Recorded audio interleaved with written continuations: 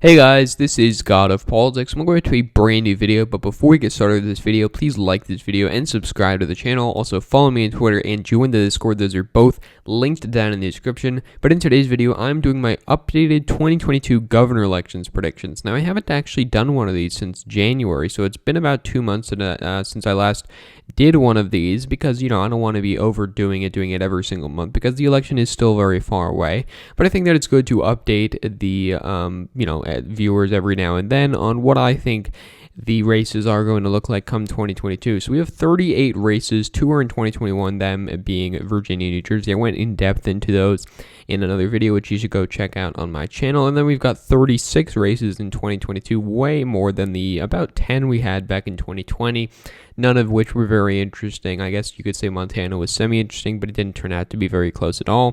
So overall, we're looking at many interesting races in 2022. And let's get right into it. So the safe states are, of course, going to be states like Idaho, Wyoming, South Dakota, Nebraska. Alaska is also going to be a safe state. Maybe the ranked choice voting makes it closer, but it's not going to be too much of an issue for Republicans. Oklahoma is a safe state. Arkansas is a safe state. You'll have Sarah Huckabee Sanders, I think, is most likely going to be the gubernatorial candidate for the Republicans there. Tennessee is going to be a safe state. And also Vermont's probably going to be a safe state because I think that Phil Scott is going to run again. If he runs again, it's certainly a safe seat. Otherwise, maybe it's probably like a likely safe Democratic seat. We don't know who's going to run because state politics are, of course, different from national politics. But I think that that's going to be a safe seat for the Republican Party, as well as the rest of these 8 seats, totaling up to 9 safe seats for the Republican Party. Maybe if Chris Sununu runs again, it'll certainly be a safe seat, but I'm anticipating that he's going to run for Senate, so I'll leave that in the toss-up column for now. And now these safe seats for the Democratic Party, you've got Oregon. It's probably going to be safe. Kate Brown only won by about 7 points in 2018. I think she'll probably win by more in 2022. She has the incumbency factor. You've got more polarization in Oregon's a bluer state. Maybe it goes down into the likely column, but I think as of now, I'm going to put it in the safe column. California is also going to be a safe state. I don't think Newsom's going to have very much trouble at all with the recall effort. I think he'll be fine. Colorado is going to be a safe state. New Mexico is going to be a safe state. Both of the candidates here won very easily. Jared Polis won very easily. He's a pretty good, decent candidate. I mean, he won by quite a lot in 2018. I think he's going to win by quite a lot in 2022. Same thing in New Mexico. Democrats have done pretty well there in the governorships. Republicans did have a governor that they elected very easily in 2014.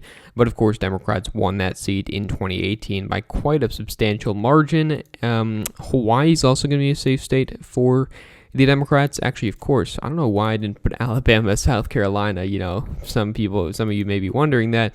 Alabama and South Carolina are both going to be safe seats for the Republicans, as well as I would say Illinois is going to be a safe seat for the Democratic Party. J.B. Pritzker, I think he's going to win quite easily. New York's going to be a safe seat. New York could, in theory, be interesting if Cuomo runs again, but even if Cuomo ran, I honestly think he would win, to be honest. New York is just such a huge part of New York state politics, but I don't think Cuomo's going to run again. I don't think he's going to have, I don't think New York Democrats are going to have too much of an issue fielding someone to run, and I think that they'll win quite easily. As well as New Jersey, I'm going to put in the safe column. I don't think Phil Murphy's going to have much trouble winning. Maryland, I'm also going to put in the safe column. You have Peter Franchot here, who's the comptroller, who won by like 40 points in 2018, like over 40 points. And you've got the lieutenant governor running for the Republicans, but he's not really as well known. He's not as popular as Larry Hogan. I don't think he's going to make it very close at all. And I think Democrats are going to win this seat by a safe margin. Maybe it goes down into the likely margin, but it's not going to be a competitive race, so I'll just put it in safe. Rhode Island, I'm also going to put it a safe margin. You have the new lieutenant governor here who won very easily in 2018, much more than Gina Raimondo, who is now the Commerce Secretary. And I think that this seat is probably safe. Connecticut, I'll leave that for now. So we've got 11 safe seats for the Republicans, 10 safe seats for the Democrats. I hope I didn't forget anything this time because, governor races are very different to, Senate races. You can have Republican governors in Massachusetts, Kansas, Democratic governors in Kansas, as we have right now. So getting into the likely margin states, first, I think Texas is a likely margin state. Now, Texas is a state where you have Greg Abbott, who won by about 13 percentage points in 2018, but there was almost no attention paid to that race. And you've got additional population growth in Texas since then. You've got more trends in the suburbs since then. And I think that Greg Abbott's going to win easily, but I think he's going to have a little bit of a closer race, probably winning by around 8 percentage points. Florida, I also think is going to be a likely margin state. We had a recent poll from this race showing that DeSantis was ahead by about 9 points. I don't think he's going to win by 9 points. I think he'll win by about 5 to 6 percentage points, but he's decently popular, and he's in a state that does have a lot of red trending areas. Overall, he's probably trending towards the Republican Party, and I think that Ron DeSantis is going to be able to capitalize on that and win by a likely margin. As well as in the state of Ohio with Mike DeWine, I think he's probably going to win by a likely margin. He's unpopular amongst some, of the more right-wing Republicans, but I think at the end of the day, they'll end up turning out to vote for him. I don't think it's going to be too much of a problem for Mike DeWine. And I think he can get some moderate Democrat appeal as well. And Ohio is a state that is trending towards the Republican Party. And so those are all the likely margin states for the Republicans. For the Democrats, the likely margin states, I think, include Virginia is going to be a likely margin state. Oh, and of course, I did end up forgetting a safe state, and that was Massachusetts. Charlie Baker. It's weird putting Massachusetts as a state for Republican state, but Charlie Baker is from the state of Massachusetts, the current governor, a Republican, and he is going to win by a safe margin. Sure, he got a little less popular, but at the end of the day, I don't think he's going to have a good enough candidate run against him to be able to win. And so we're looking at a seat that's probably safe Republican, but I forgot to put that in. And of course, getting back to the likely margin states, Virginia's a likely state for the Democrats. I think that Minnesota is also probably a likely state for the Democrats. You have Tim Walz here, who's pretty popular, and he's in a state that is pretty blue. I think he's going to have not too much of a problem winning. Maybe he'll get, the MyPillow guy running against him or someone like that. Or maybe he'll get Michelle Fischbach or somebody who probably gets drawn out of their district. But we'll end up seeing what happens. Connecticut, I'm also going to say, is a likely margin state because historically it has been quite close, but the candidate that was the best candidate for the Republicans, I forgot her name, but she is the mayor of New London. She was poised to be the best candidate for the Republicans, not looking like she's going to run anymore, says she wouldn't run, says she's going to run for mayor again. So I don't really see much of a good candidate for the Republicans to run for this race, and I think that Ned Lamont's going to win by a likely margin. Same thing in the state of Maine. Maine's, not the most interesting state. Maybe they'll get a third-party candidate to run, which will make it interesting. But overall, going to be a likely margin state for the or for the Democrats.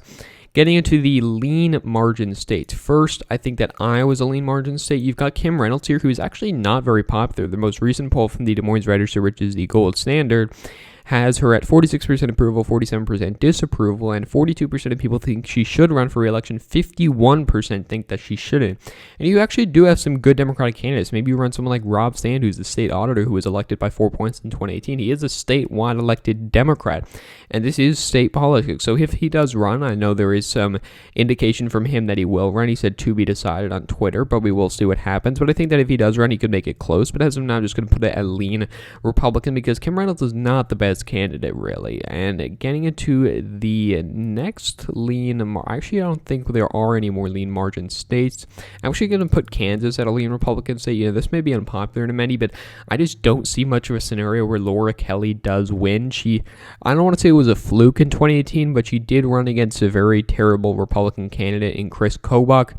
And of course, you had the independent candidate as well. Some people say the vote was split evenly between the Democrat and the Republican. I would not necessarily say that. I think Chris Kobach being a bad candidate, a lot of Republican voters would have gone to him instead. Greg Orman, I believe his name was. He was the third-party candidate. But in 2022, I don't think Laura Kelly... I think she'll make it close, certainly. I think she'll do very well compared to someone like Joe Biden or whoever the Senate candidate is against Jerry Moran in 2022.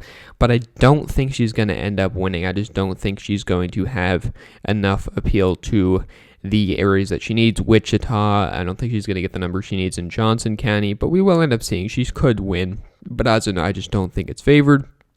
And that's actually going to be all the lean margin states. Now, the lean margin states for the Democrats, first I'm going to do Nevada as a lean margin state. You've got Steve Sisolak here, who won by 4 points in 2018 against at the time, the current Attorney General Adam Laxalt, who is a pretty Trump-style Republican. And he won by 4 percentage points, which is a pretty decent result, but it was 2018. I think that he could have a close race, but I think at the end of the day, he's not going to end up losing. Same thing with Gretchen Whitmer. I think that there's going to be a lot of big efforts for the Republicans to try and unseat her, but you really see that they're just, they're struggling struggling to find a candidate to run against Gretchen Whitmer, and I think that's going to be an issue for them because, sure, you can have a lot of polls showing that Whitmer is not that popular, would lose to a generic Republican, but if you run a candidate that's not good, it's going to be very difficult to beat Gretchen Whitmer. And sure, we had a poll that only showed her up one, but, it's one poll. We can't necessarily trust those, just like we can't trust the poll in Florida, just like we can't trust, polls in a lot of states in this scenario. Are they going to overestimate Republicans again? Are they going to overestimate Democrats? Or are they going to overestimate Democrats again? Because, of course, Rust Belt polls overestimate Democrats, or are they going to overestimate Republicans? We'll just have to see. I'm also going to put New Hampshire at a lean margin state. Now, many people might disagree with this, but I think just the fundamentals of the state of New Hampshire do lean towards the Democrats. And in an open seat where Kristen Sinema is probably going to run for Senate, I think Democrats do have the upper hand because we really don't know who's going to run for the seat. Maybe you have someone like Kelly Ayotte, but you also have candidates on the Democratic side that could run. And so I think that it is going to be a lean Democratic state as of now, but we'll just have to wait until the candidates announce before we can know for sure. And then getting into the tilt margin states here. First, I think Arizona is a tilt margin state. Doug Ducey, of course, can't run again. This is similar to New Hampshire. I think the fundamentals of the state do tilt slightly towards the Republicans in the state of Arizona, at least for the governorship. Doug Ducey won very easily in 2018, and I think that if you get a good Republican candidate, they can win easily in 2022 as well. But we don't know who that candidate's going to be, or the Democrats going to run, or the Democrats going to run a good candidate. Maybe someone like Katie Hobbs, who's the Secretary of State. We'll just have to see. But right now I'm putting it into Republican. Same thing with the state of Georgia. You've got Brian Kemp here, who has had a lot of troubles, of course. He is not very popular with the Trump wing of the Republican Party, which is a pretty big wing of the Republican Party, but also the reason that they lost the state of Georgia because of the suburbs. But is Brian Kemp going to be able to mend those wounds and try and, win this race? He's probably going to be running against Stacey Abrams again, which is going to be a very, very difficult race. She has not announced yet, which is why I'm hesitant to put it in the blue column, but Brian Kemp is certainly in trouble. I also think Wisconsin is a tilt Republican state. I think this is the seat where you have Tony Evers, who really is in a difficult position because you've got the state legislature, which is gerrymandered into oblivion. In 2018, Democrats won the popular vote in the state house by 8 percentage points, but they won a third of the seat. It's completely ridiculous the way these things are working. Gerrymandering is absolutely terrible, and it's part of the reason that Tony Evers really can't get much done, because when you've got Republicans that have 2/3 of the seats, they can really, put a lot of pressure on you to conform to them, and it's really hard for Tony Evers to actually get anything done. Maybe Scott Walker runs for this seat again, and I think Tony Evers certainly does have a chance to win, but he's in a very difficult position, and of course, it's probably going to be a year that's more favorable to Republicans overall. So I think that Tony Evers really has not got a good circumstance going for him, but he certainly can win. But as of now, I'm going to put it as a tilt Republican seat. And then finally, Pennsylvania. I think that Democrats, generally do better here. In terms of the governor races, at least recently, I think because of the fact that they'll run a decent candidate, someone like Josh Shapiro, who did pretty well in 2020, ran ahead of Joe Biden. I think he's most likely going to be the candidate for the Democratic Party, and I think that he's probably going to win this race, but it is going to be very close regardless, just like the Senate race. So looking overall at this map, Republicans have flipped Kansas and Wisconsin. Democrats have flipped Maryland, New Hampshire. So we have a net zero change. Of course, these things could be very different. If Phil Scott doesn't run, that seat would probably go to the Democrats. If Chris Sununu runs, that seat would most likely, almost certainly, go to the Republicans. If Charlie Baker doesn't run, that seat would most likely go to the Democrats. So we really don't know the full circumstance as of now, but I'll keep updating you with more of these videos as we do get more details. So thank you all for watching this video. Please like this video and subscribe to the channel. Also follow me on Twitter and join the Discord. Those are both linked down in the description. But again, guys, thank you all for watching this video, and I will see you guys later.